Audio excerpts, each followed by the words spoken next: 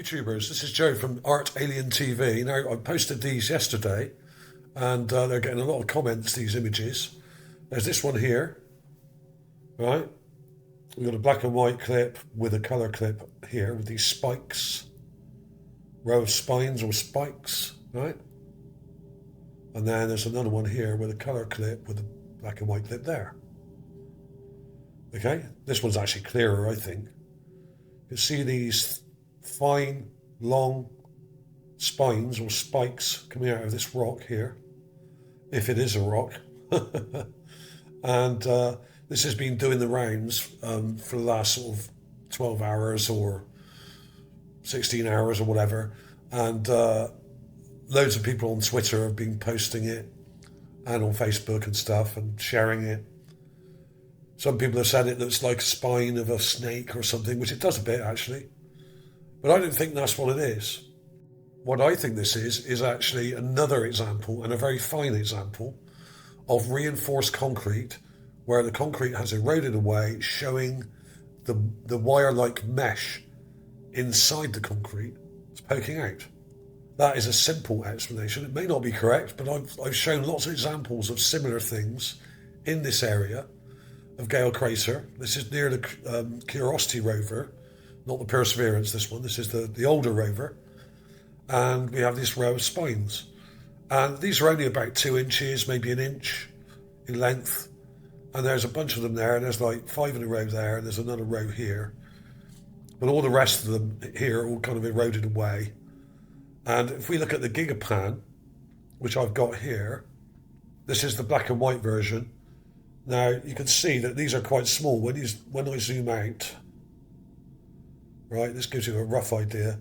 The rover's just down here, out of view, and is looking across. This is probably 30, well, about 20 feet away from the rover, maybe 30, 25, maybe. Not sure exactly. And they still show up, but they're not very large. They're probably about an inch or 2, I'd say. So this is the raw image, and you can clearly see it up here at the top. You've got these slabs, these eroded slabs of what are supposed to be normal rocks, right? According to NASA, and all their hundreds and hundreds of experts and geologists. Yeah, just supposed to be rocks. And then we have this thing, quite a long one here, and it's got linear erosion. This is wind erosion, but it's got a layered texture to it, like concretion or concrete. And there's the spikes there. Right, here's a real close-up here. Okay, this is what I did yesterday.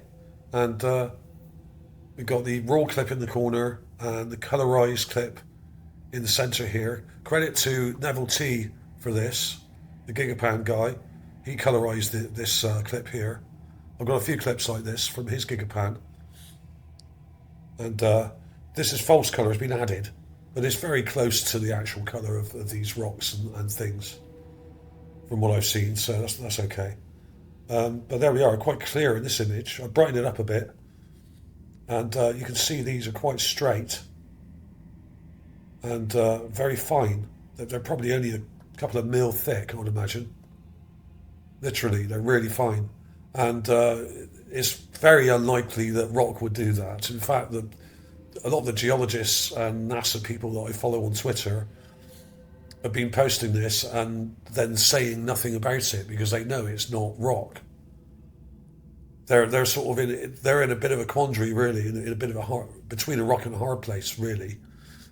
Pardon the pun, because they know a lot of these things are actually evidence of a previous civilization, but they're not allowed to say it. They're paid by the government. They work with military people. NASA is really a military organisation.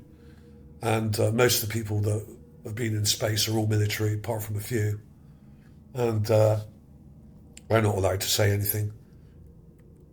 Here's another clip further back. You can see it with more context here. There are other spikes and things sticking out of these objects, but those are the main ones. There it is further back again. You can see it there. And you've got some spikes sticking out of these other rocks over here, but they're not as fine and not as good as these, okay? And here's a general view of the area. That's the main rock we're looking at here. And you can see little spines on these other ones as well. They've got rows of them. Now, does this mean this is concrete? Possibly. Possibly. It looks like concrete.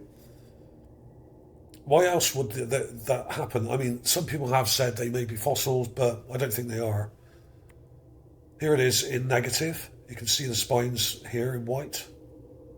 And the shadows are white here. Some of them are quite long. This one's longer here. So some of them are like 2 inches, some are 1, you know, that kind of size. Here it is again. Real close up now. This is right in close. Here we are. There's 5 there and a bunch here as well. These are neater because they're equidistant. They're all pretty equidistant, I would say. Some are missing here. There's a few missing there. Now here's one person on Twitter who's spoken about this. Nathalie A. Cabral. Now she is an astrobiologist. It says in her thing here. Astrobiologist, explorer, TED speaker. Okay. And is friends with a lot of the NASA people and probably works for them or one of their contractors or something, I don't know. But basically, this is typical of the sort of thing that people from NASA would say. Doesn't elaborate at all. In 20 years of studying Mars, that's the most bizarre rock I've ever seen. That's it. That's all you get. Right? No attempt at an explanation. No speculation even. And this is fairly typical of NASA people and JPL people. They sort of show something, but they're not allowed to actually speculate about what it is, whether it may be a sign of previous life or whatever. They're just not allowed. Now, I find that very frustrating, but they must find it even more frustrating because people like me, who are not military, who are not paid for shills, who are not working for the government, who are not funded by the government or not funded by the military, people like myself, are free to say whatever we like. Okay? Within certain boundaries on YouTube, obviously, because of the censorship, but there we are. There we are. I mean, they're obviously interested in it, but they're not allowed to actually speculate on what it actually probably is or might be. It must be hard for them to actually keep their mouth shut because they've obviously all signed non-disclosure agreements and National Secrets Act and things like that, like military people do. And obviously even civilians that work for NASA have to do that, you know, civilian doctors and scientists and stuff like that. So they're gagged, okay? And they've been gagged for a very long time, at least since the late 60s, I would say, probably earlier, with the Apollo missions and stuff like that. So there we are. A bit of a shame, really, but, you know, I get frustrated because I often post stuff in their comments and they never say anything about what I show them.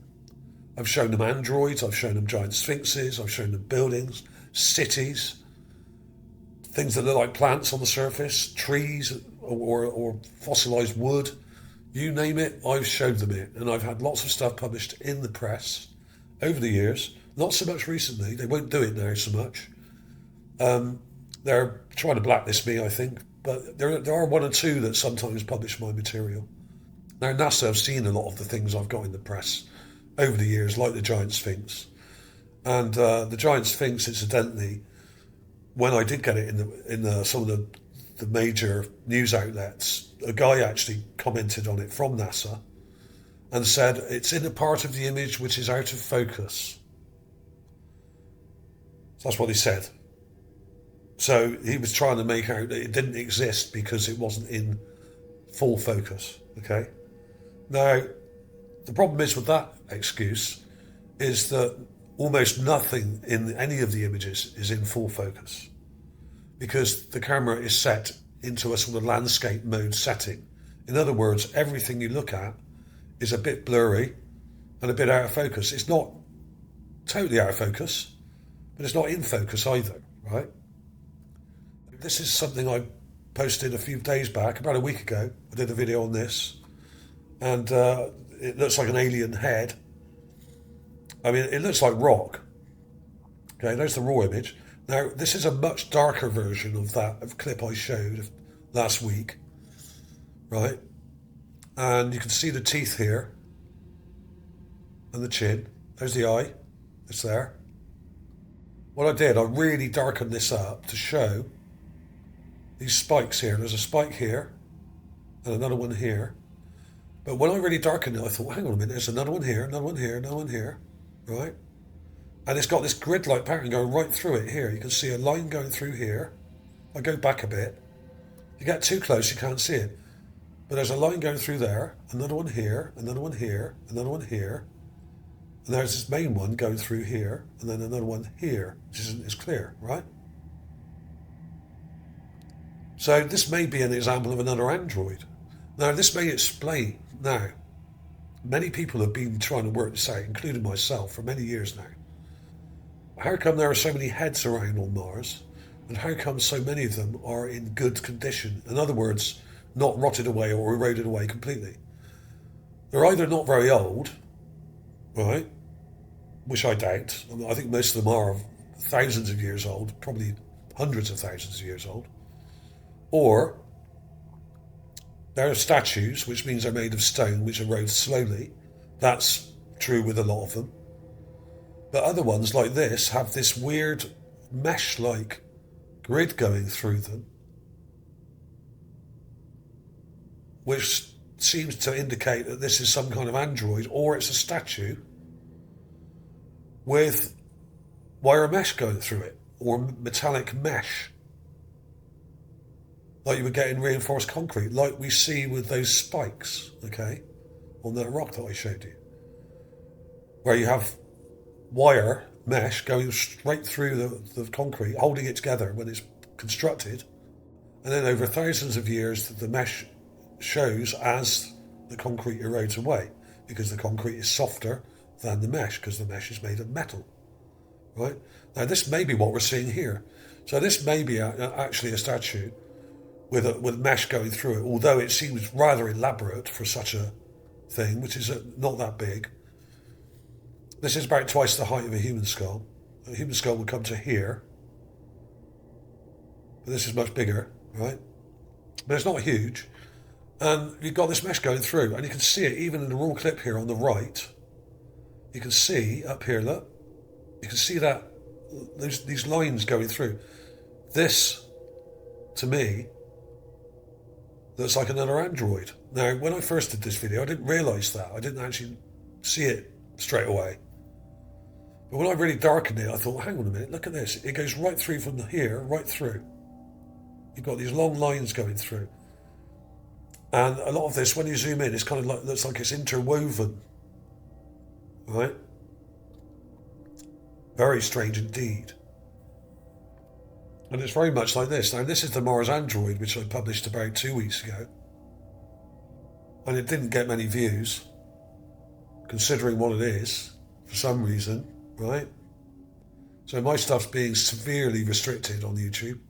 I would say to the tune of about 80%, if not more, right?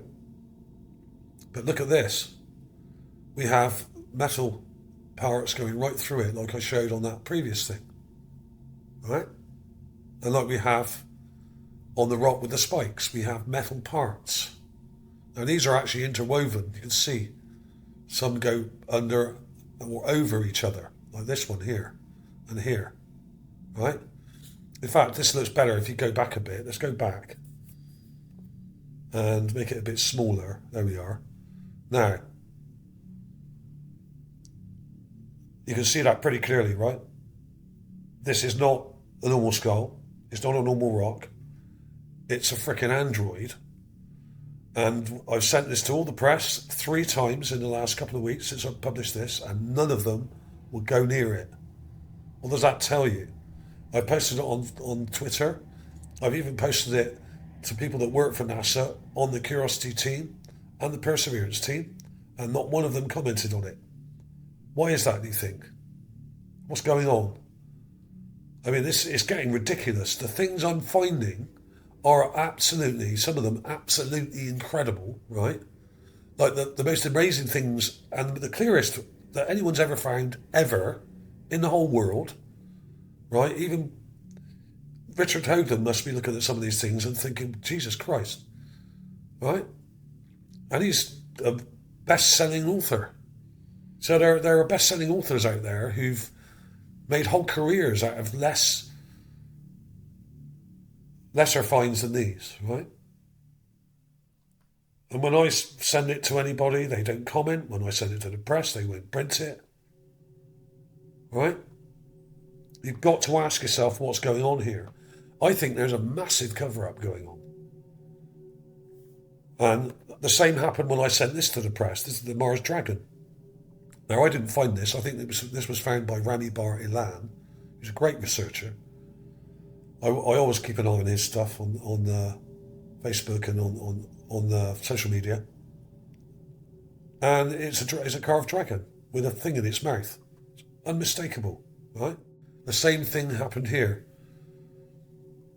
I sent it to the press. I showed it to people from NASA and JPL. They said nothing.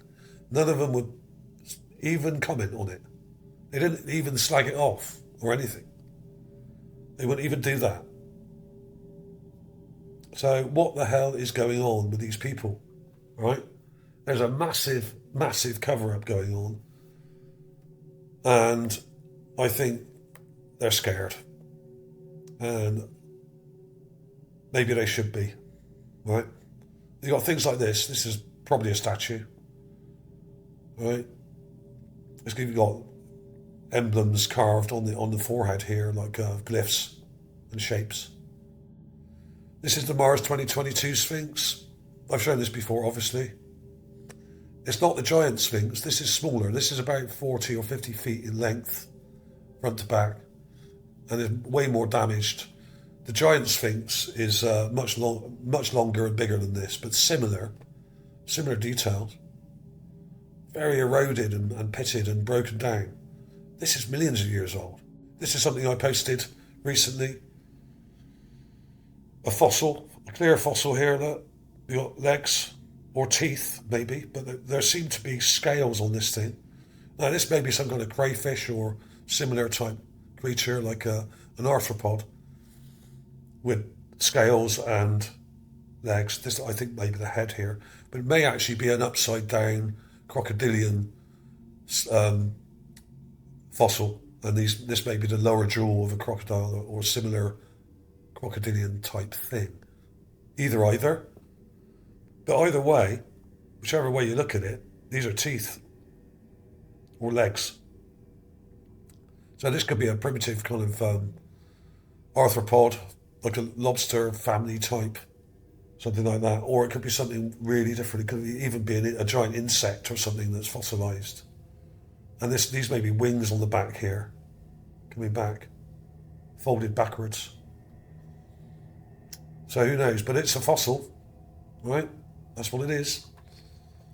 That's what it is. This is the actual giant Sphinx, which I reposted the other day, a few days back, last week, I think. And this is hundreds of feet long, but it's much further away. And this is the one that one of the guys from JPL, NASA, commented on when it was in all the press in 2016, early 2016, I think in February, right?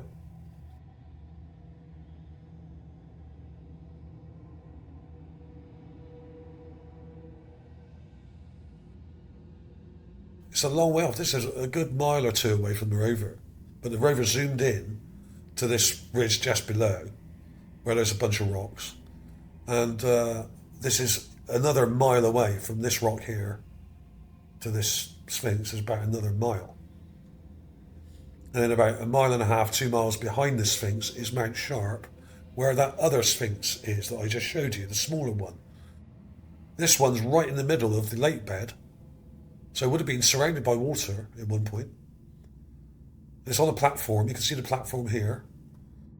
They look even better in 4K or 2K, you know. But they still look great in 1080. Now I thought these might be plants, but these may just be metal bars, like rebar, twisted. This may also be broken down concrete here, just below, in this image. Okay, but this does seem to have a leaf-like structure here. On the top here.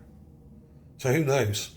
So some of these things may be plants and some of them may actually be, like I said all along, reinforced concrete with metal parts sticking out.